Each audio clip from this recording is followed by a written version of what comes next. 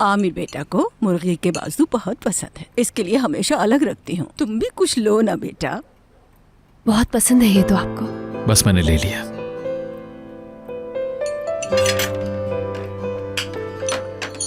तुम्हारे आने की बरकत है बेटा, तुमने आकर हमारे खाने को जायकेदार बना दिया। आपकी मोहब्बत है ये।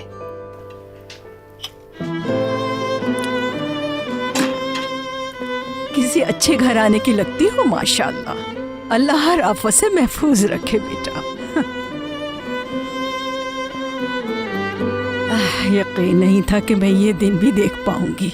आमिर बेटा, तू जब भी शादी की बात निकालती तो गुस्से हो जाता। शुक्र है या अल्लाह, शुक्र है तेरा यार कि ये दिन आया।